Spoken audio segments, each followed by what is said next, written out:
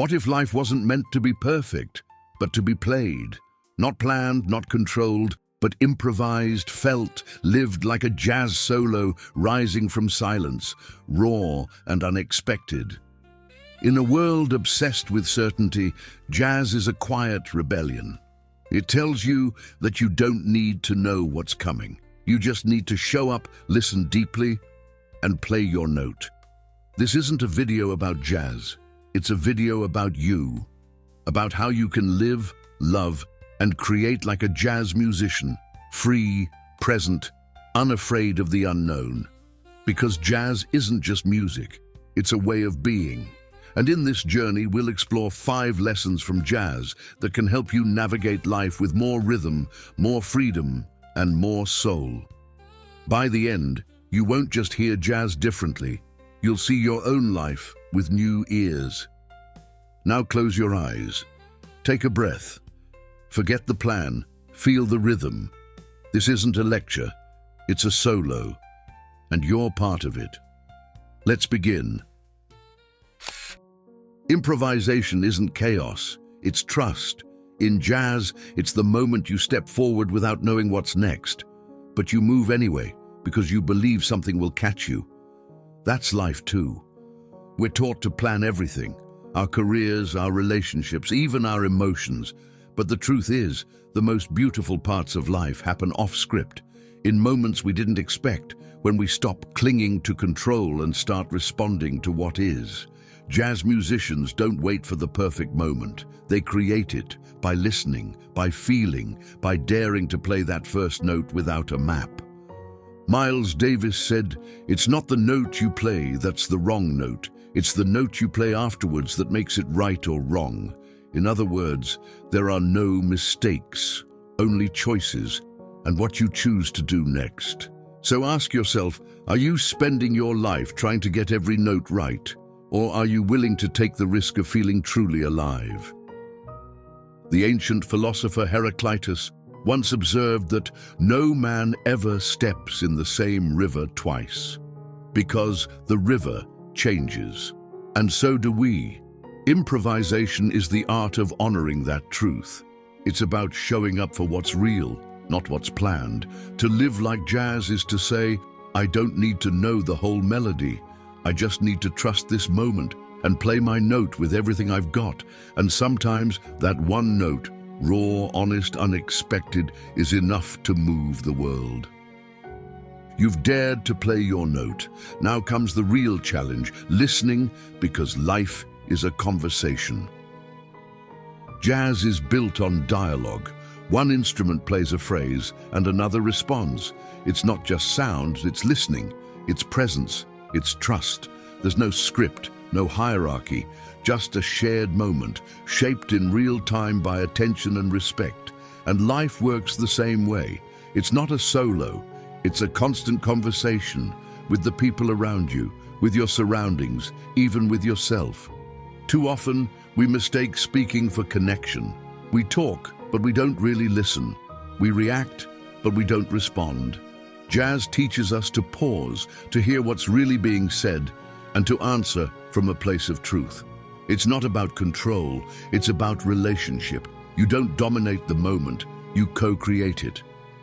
Trumpeter Wynton Marsalis once said, "Jazz is the art of negotiation, not compromise, negotiation, a dance of give and take, a recognition that your voice matters, but so does the voice of the other.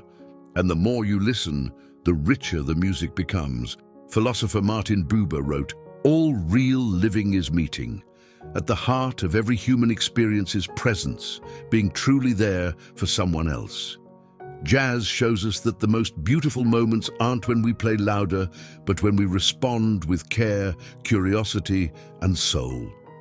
So the next time life speaks, through a stranger's glance, a change of plans, a friend's silence, don't rush to reply. Listen, lean in, let the moment shape you.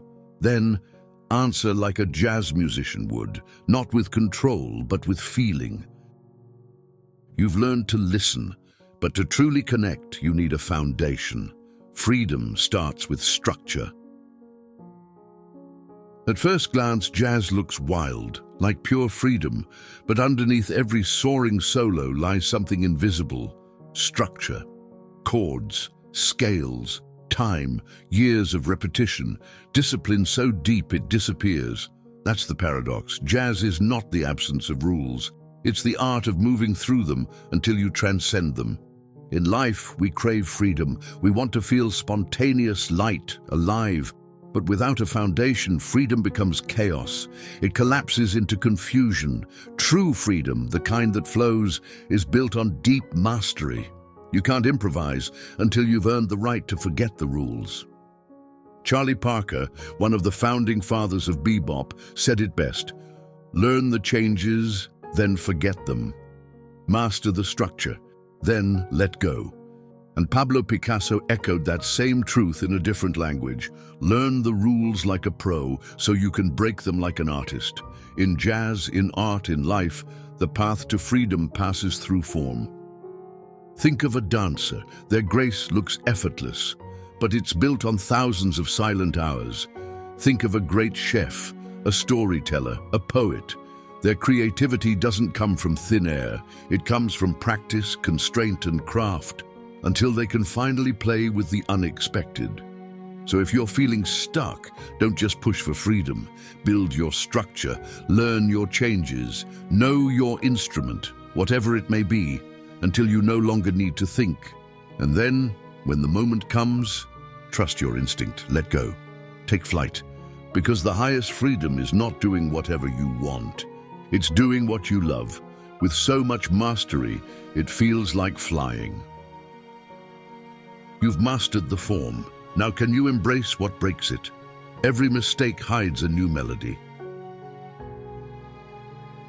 In jazz, mistakes aren't failures, they're openings. A wrong note can become a new motif. A slip can shift the entire rhythm. Nothing is wasted. Everything belongs. The greatest jazz musicians don't hide their flaws. They use them. They turn them into music. It's a lesson we forget too easily in life. We're taught to avoid mistakes at all costs, to polish our image, to edit the mess, to cover the cracks. But jazz shows us another path, one where beauty comes from imperfection, where your brokenness doesn't make the music stop, it makes the music real. Thelonious Monk, known for his strange harmonies and crooked rhythms, once said, "The piano ain't got no wrong notes." And he meant it. Play the note, own it, repeat it, make it yours. Suddenly, what seemed off becomes the soul of the song. Nietzsche, in his own raw way, said, "One must still have chaos in oneself to be able to give birth to a dancing star." That chaos, the inner dissonance, the pain, the doubt, is not your enemy. It's your fire. It's what gives depth to your story, texture to your sound. Think of Billie Holiday. Her voice cracked, trembled, broke in all the wrong places. And yet, no one ever sang pain so beautifully. It wasn't despite her scars. It was because of them. So when you mess up, in love, in work, in life, don't hide. Don't retreat. Play through it. Let the wrong note ring out and see what happens next. Because sometimes the most powerful line of your song is the one you never meant to play. The cracks have become music, but music needs motion. Now it's time to find the groove. Every jazz piece has a pulse, not just a tempo, a feel, a swing, a breath behind the beat that gives the music life. It's what makes you nod without realizing it, what makes the melody dance. And here's the secret: you can't force the groove, you have to find it. In life, we often push, we rush, we grind. We try to make things happen on our schedule, in our way. But sometimes the harder you force it, the flatter it gets. Jazz teaches us that rhythm isn't something you control, it's something you join. Duke Ellington said, "It don't mean a thing if it ain't got that swing." And he was right. Without flow, even the most complex music falls flat. Flow is what turns notes into a heartbeat. Lao Tzu, centuries before jazz, captured the same truth. Be still like a mountain and flow like a great river. The groove isn't rigid, it's alive. It moves, and to catch it you have to listen to yourself, to the room, to the moment. Think of a great drummer like Art Blakey. He didn't dominate the rhythm, he channeled it. He let the beat move through him, not from him. And that's the magic. When you stop pushing and start feeling, something shifts. You're not forcing life anymore, you're dancing with it. So ask yourself, where are you marching when you could be swaying? Where are you grinding when you could be gliding? You don't have to rush, you just have to groove. And when you find it, that swing, that flow, that quiet click where everything aligns, you'll know. Because suddenly, you're not fighting time, you are time. You've felt the rhythm, stumbled, listened, let go. Now let's step back and see what it all really means. Jazz doesn't promise perfection, it promises presence. It doesn't ask you to know every note, only to feel the one that's here now, waiting to be played. John Coltrane once said, "My music is the spiritual expression of what I am, my faith, my knowledge, my being." That's what jazz is. Not just music, but a way of being in the world. Raw, awake, honest. Philosopher Alan Watts echoed the same truth. The only way to make sense out of change is to plunge into it, move with it, and join the dance. Life isn't something to conquer. It's something to move with, something to feel. So maybe the question isn't, am I doing it right? Maybe the real question is, am I playing with heart? Am I listening? Am I trusting? Am I brave enough to improvise? You don't need a perfect plan. You don't need all the answers. You just need your note and the courage to play it. Fully, freely.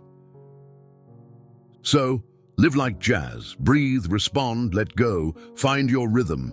Embrace the unknown. And when the world goes quiet, play something real. If this message spoke to you, share it, leave a comment, subscribe, not just to support the channel, but to keep this rhythm alive. Because somewhere out there, someone else is still waiting to find their note, and maybe you're the one who helps them hear it.